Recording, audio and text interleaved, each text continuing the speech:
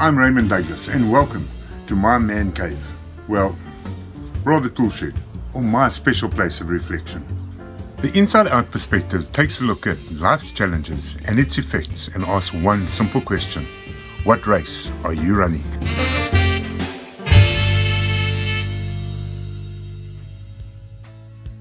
Good day and welcome to another episode of the Inside Out Perspective. Very interesting. I've had a couple of personal comments coming through our WhatsApp group again with regard to the Dr Yasir Qadhi's video I put out, and also with regard to some of the evidence of Dan Brubakers I've been putting out. And the comments I've been getting from our local Muslim community are basically that I'm a Christian and I'm ignorant of the Islamic standards and I don't know what I'm talking about. But let's see what Dr Yasir Qadhi has to say on this matter. And by the way, if you are following online media and articles and whatnot, this is no longer hidden news issues. You know, these are now well known within the Western Academy that they're bringing forth issues. Their level of now knowledge is leaps and bounds above what it used to be, 100 years ago. And by and large, our ulama in the Eastern world are not aware, by and large, of what's going on in the Western side of things. And they're not answering those questions in a manner that it needs to be answered. And this is something all of us that are in academia. So you see from his clip on his channel, very clear that the non-Muslims today are well aware of what Islam is about. We're well versed in the traditions of Islam. We've done a certain amount of study, and we no longer accept the hullabaloo and doctrines and traditions of Islam as they regurgitated and just spewed out, accepting us just to accept it. Why? Because Muhammad said so. And when you question it, it's because the Quran said so. No. Logic prevails and something better needs to be answered than just I said so, or that's the tradition. So let's see how Dr Yasir Qadhi answers that question when Muhammad Hajib put it to him. And that's great, alhamdulillah. When you go to academia, they don't have that red line. And they're going to just, the famous story of the emperor with no clothes. They're going to just point out, no, that doesn't make any sense. Well, that's not true, and this and that. And they'll bring issues, which I'm not going to mention explicitly, that are true because they're in your own books. They're not inventing anything new. They'll bring you riwayat, and they'll bring you athar, and then you add to that very well-known issues of, I don't even want to be explicit. Then you bring on top of that makhtutat, and then. And it's very clear to you and to every single very advanced student and specialist that the standard narrative has holes in it. That's what I'm going to say. The standard narrative does not answer some very pressing questions. You see, very clearly he's saying that us in the West, with open-minded thinking, no longer stop at the red line of tradition and back off what he terms as respect for the Quran. In other words, saying that we don't have respect for the Quran and back off and just accept what it is.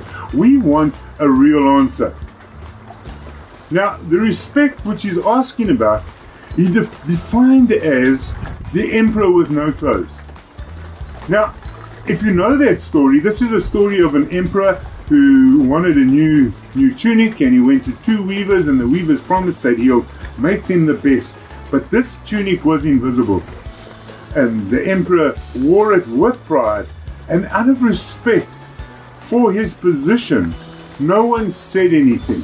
Because he is a good man, he had a high status, so people didn't say anything regarding the fact that he was walking around naked. Until one day, a small child said, "Hey, but the emperor's naked," and exposed him for what he actually was. And this is what's happening on the Christian side of things with regard to the continual attack of Islam about our tradition. And we have finally taken note and started having a look at the Islamic tradition. And in love for Muslims, just like Jesus loves them, we are trying to show them the correct way. And as a true follower of Christ, we believe in Jesus' love for everyone. He came, and according to John 3:16, that he died as the perfect sacrifice so everyone may go to heaven. Now we know the Islamic faith denies the fact that Jesus died on the cross for their sins. But this is the truth, and it's a fact of history. And therefore, I implore you Muslims out there to take heed of this new evidence. People like your scholars, Dr Yasir Qadhi is putting to the forefront, and Shabir Ali has been mentioning.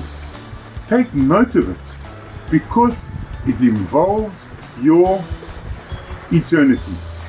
But Dr Yasir Qadhi didn't stop there. Listen to what he had to say next. Well, the question is, would what you write in that mushaf correspond with any, I'm not saying it's a mutawatir, I'm saying would it be sahih, authentic, would it correspond with anything that we have in terms of the riwayat and the qira'at?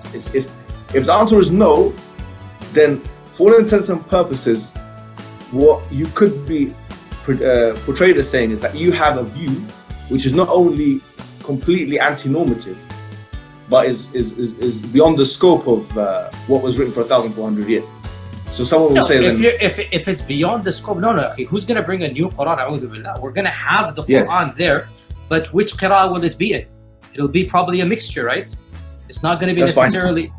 Yeah, okay. So let's leave it at that. It's not going to be the exact Hafs and Asim bi riwayati fulan or Shu'ba. This is something that is coming at a later stage. Okay. The codification of the qira'at is coming in the 2nd, 3rd century of the Hijrah. But you would have something which you could say is sahih. Fully recognizable by the average Muslim, obviously. Ya akhi, a'udhu billah, we're not presenting something that's no, I'm sorry to push on it, but the reason why is because I know how critics will take your kalam. Okay. So, of course it will be fully recognizable. There's a problem. The problem is very simple. Are you certain that that's the way that it was in early Medina? Because just like the codification occurred. But what you would have, let me put it this way, would definitely be something the average Muslim recognizes and understands and will not. You see, and this is just my point, that the majority of Muslims out there, 1.8 billion Muslims out there, the common man in the street is not expected to know the scholarly view. And the scholarly view, even on a medium level, just is told to regurgitate and memorize what is being taught. And if you dive deep into the matter, you're left confused and not knowing what to believe, because there are holes in the Islamic tradition. Holes like is in Swiss cheese. And we can see that. And the preservation of the ahruf, is it 1, is it 3, is it 7, and the relationship of the qira'at to the ahruf. All of this going on here. When you go a little bit more, you learn to simply memorize what your teachers say and regurgitate it out, and you don't fully comprehend. When you do a deep dive is when things get very, very awkward and difficult. And this isn't new. This is from the time of the Sahaba. You see what he's saying here? That the issue is not for everyone, and even people who study it find it very confusing and difficult to understand. And the medium scholars are just taught to memorize it and regurgitate the lies which they've been taught. But have a look. He refers to the Hadith. And I implore you to go and have a look at that Hadith. That's Sahih Muslim, Hadith number 5, book 332. Or Hadith number 332. I implore you, go and read it. Because there, Ubay, the top scholar of the time, saw there were holes in the tradition and didn't like it. What did Ubay say in that hadith? He said even in the days of ignorance before Islam, people were not deceived on this level. Listen to that again. Ubay says, even prior to Islam, in the days of ignorance, people were not deceived on such a level. Now, this is what your tradition is saying, and your scholars are hiding it from you. You need to question why. So I leave you with my final question. Which race are you running?